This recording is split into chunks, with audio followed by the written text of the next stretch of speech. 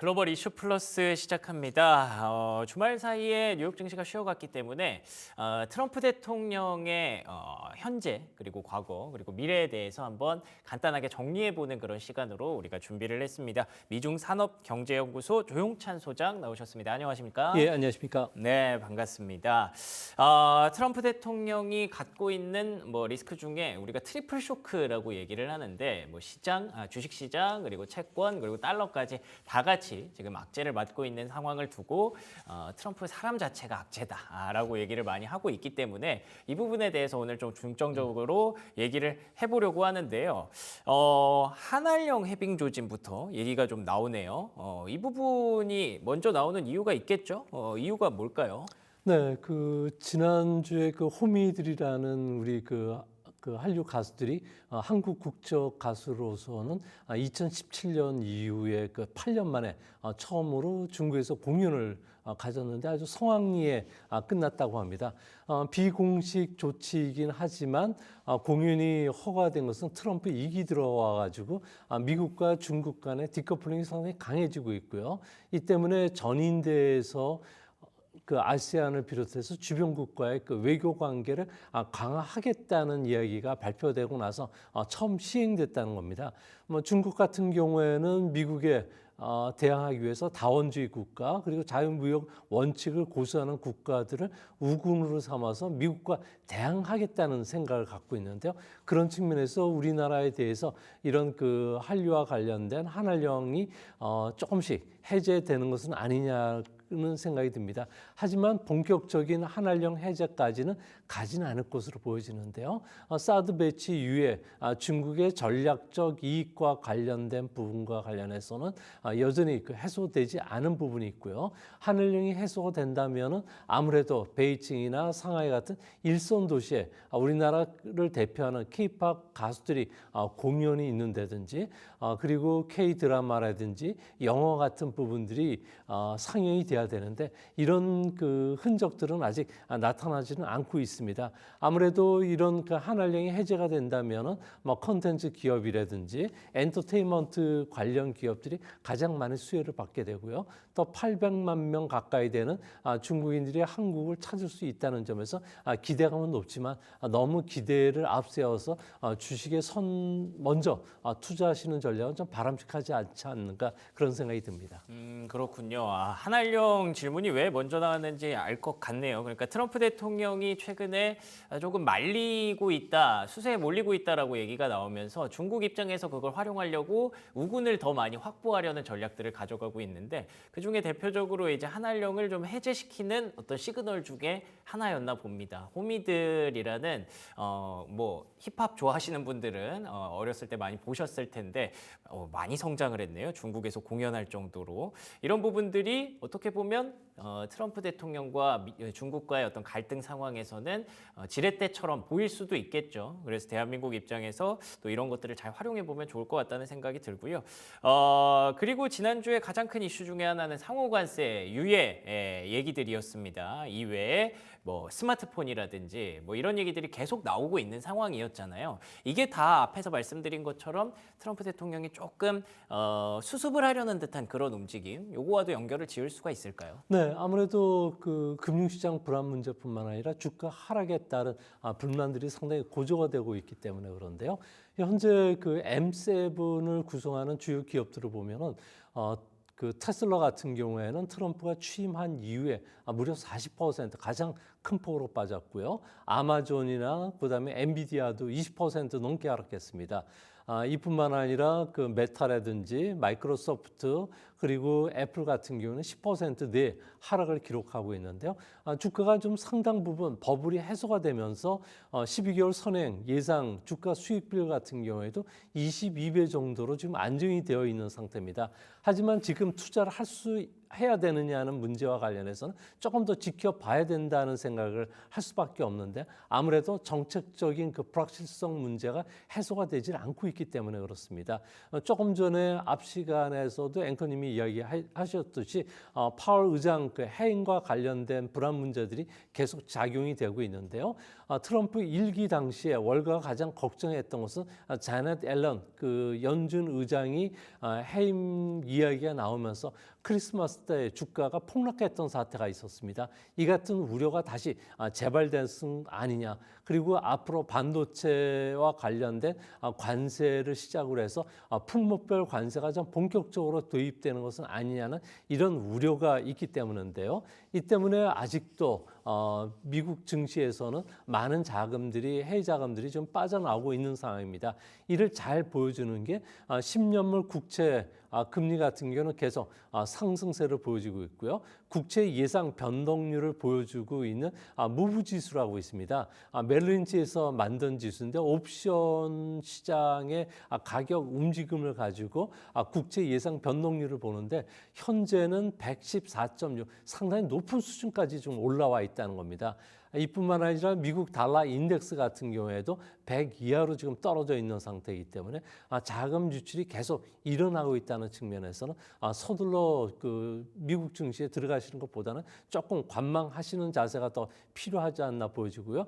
다행스러운 것은 아무래도 관세와 관련된 조금 이제 수정하려는 움직임, 그리고 미국 안에서 50501이라는 데모들이 좀 일어나고 있다고 합니다. 50개 주, 50개 합의, 그리고 하나의 그 움직임으로 나타나는 이런 현상들인데 아무래도 트럼프에겐 정치적 압박으로 작용될 수 있다는 점에서 이전보다는 강하게 추진하지는 못하지 않을까 생각이 됩니다.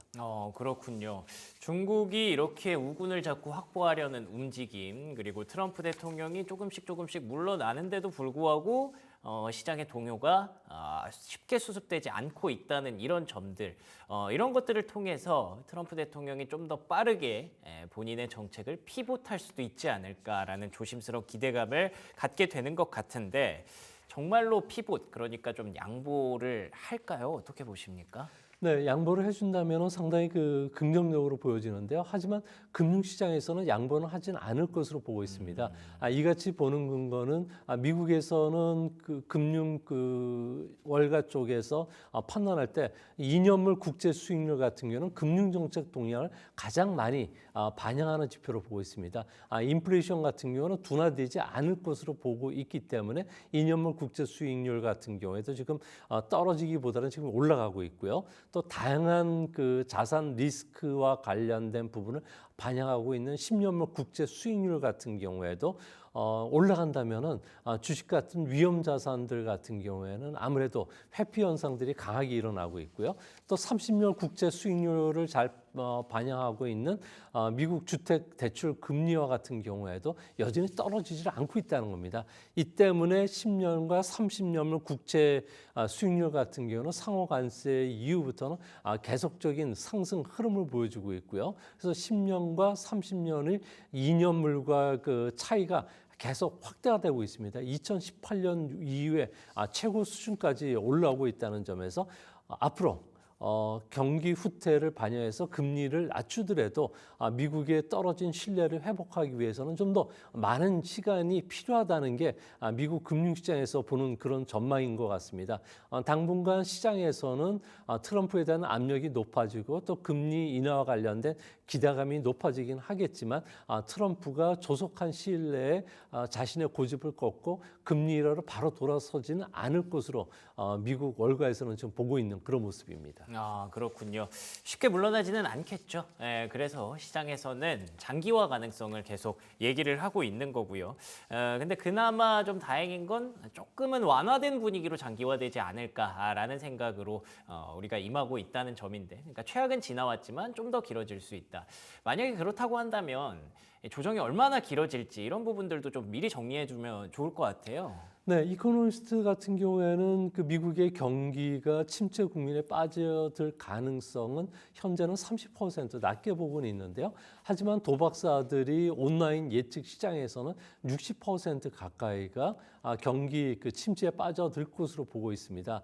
이 때문에 예방적인 차원에서 금리를 좀 낮춰야 된다는 목소리들이 월가에서도 계속 나오고 있고요. 또 그런 모습이 이제 되면은 주시장에는 긍정적인 그 영향을 끼치게 되는데, 문제는 1990년 이후에 미국 증시가 10% 이상 주가가 하락했던 적은 11번 있었습니다. 이 11번을 보면은 보통 그 하락 후에 지난 고점까지 주가가 회복하는 기간이 1년 3개월, 날짜로 따져서는 평균 461일 정도가 걸렸다는 겁니다.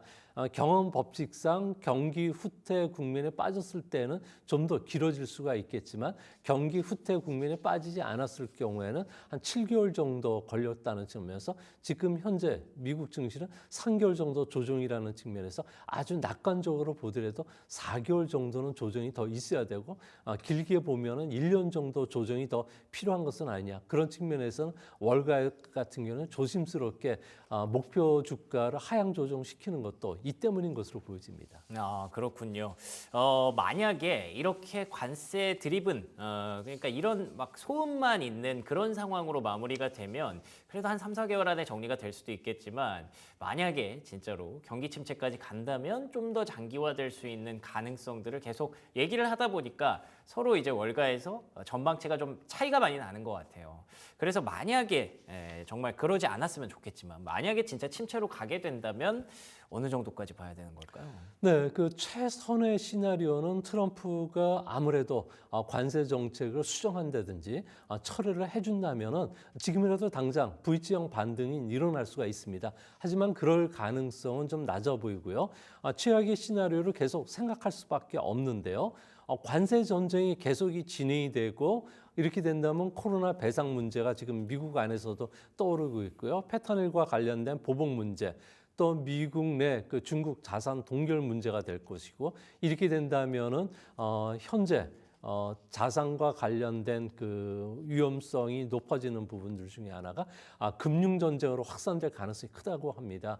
월가 같은 경우에는 중국에다가 벤처 기업을 비롯해서 주시장에 투자한 자산이 8천억 달러 정도가 되고 있고요. 또 중국 같은 경우는 미국 국채 7,600억 달러 정도가 되고 있는데 이 자금들을 회수한다면 앞으로 금융 전쟁이 자원 전쟁으로 가고 지정학적 리스크로 또 부각이 될 수가 있기 때문에 이런 점을 좀 고민하는 것으로 보여집니다. 이 때문에 과거 사례로 보면 이런 리스크가 높아졌을 경우에는 가장 안전한 자산이 고배당주들이 되고요.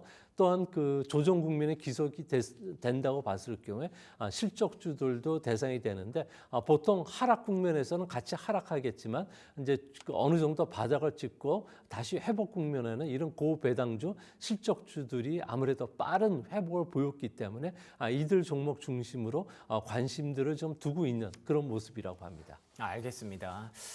뭐 경기 침체까지 가지 않기만을 바랄 뿐이지만 혹시라도 가게 된다면 왜 지금 사람들이 계속 금에 열광하는지를 또 알 수 있는 그런 상황이었던 것 같습니다.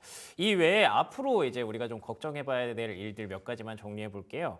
일단 반도체 관세 이거 아마 조만간 좀 나오겠죠? 어떻게 보십니까? 네, 이번 주에 트럼프 대통령이 반도체 관세와 관련된 발언을 하겠다고 이야기했는데요. 아무래도 트럼프 대통령 성격상 엎치락 뒤치락도 많이 할 것이고요. 또 관세율을 본인이 이제 임의적으로 발표하더라도 막상 실행할 때는 또 바뀔지도 모르는 상황으로 보여집니다. 이제 시장이 우려하는 것은 자동차 그리고 철강에 이어서 반도체까지 된다면 다른 첨단 기술 제품이라든지 의약품도 언제든지 관세의 그 물꼬가 트일 수 있다는 점이고요. 또 그런 측면에서 보면 트럼프 같은 경우에는 이번 주에 자신의 쇼타임을 아주 강하게 가져갈 가능성이 큽니다. 격투기 시합을 보면은 링에 오르기 전에 하루 전날 인터뷰를 하게 되는데 여기 거친 몸싸움도 하게 되고요. 말도 아주 심하게 되기도 한다고 합니다. 이렇게 됐을 경우에는 자칫 트럼프가 이번 반도체와 관련된 이야기를 할 때는 흥행을 노리는 트럼프 타임이 될 가능성이 크기 때문에 여기에 속지 마시라는 이야기를 하고 싶고요. 또한 반도체 같은 경우는 국제 분업 시스템이 가장 고도하고 정교하게 짜여져 있는 상황이기 때문에 미국이라고 하더라도 고율의 관세를 좀 부과하기는 상당히 어렵지 않나. 엔비디아 같은 경우는 최근 들어서 주가 하락폭이 컸는데 TMC, MC와 관련된 부분들도 연결이 되고 있기 때문에 앞으로 전 세계의 그 반도체 영향을 끼칠 수밖에 없고요. 델 그 테크놀로지 같은 경우는 AI 서버 같은 경우는 우리나라 반도체를 중심해서 아시아 존에 대부분 의존하고 있기 때문에 미국의 빅테크 관련 기업들이 데이터 센터의 AI와 관련된 개발 비용만 늘어나기 때문에 트럼프 입장에서는 관세로 높게 가져가지는 못하지 않을까 보입니다.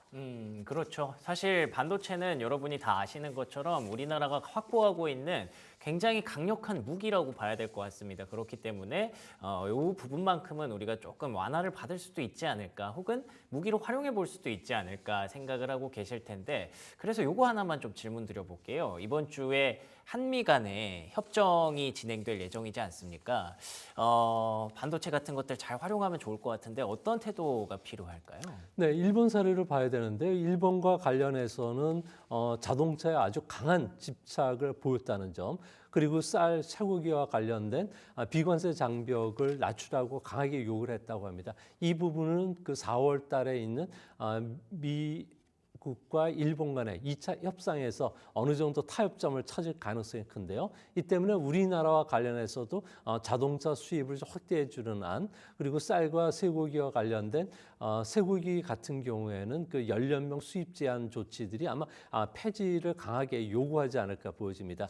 이 때문에 이번 주 23일과 24일 날 워싱턴에서 열리는 G20 재무장관과 중앙은행 총재 회의에 우리나라 그 통상산업자원부 장관도 함께 가서 협상을 추진할 것으로 보여지는데요. 이번 협상은 1차적으로는 타협이 가능한 부분과 관련해서 논의가 시작이 되고요. 2차, 3차까지 계속 진행이 된다는 점에서 앞으로 협상 추이가 상당히 좀 주목되지 않을까 보여집니다. 하지만 우리에게는 유리한 카드가 있는데요.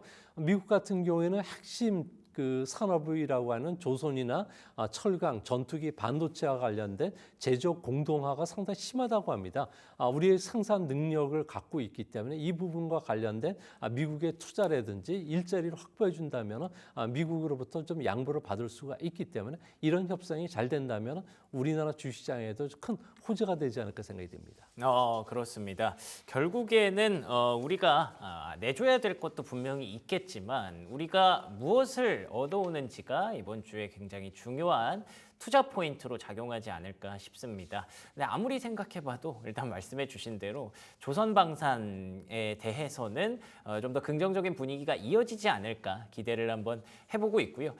반도체가 아마 변수가 되지 않을까 싶습니다. 이 반도체를 잘 활용해서 우리 반도체 업황뿐만 아니라 투자자들에게도 조금 웃을 수 있는 그런 기회가 되기를 간절하게 바라봅니다. 지금까지 미중산업경제연구소 조용찬 소장과 얘기 나눠봤습니다. 오늘도 좋은 말씀 고맙습니다.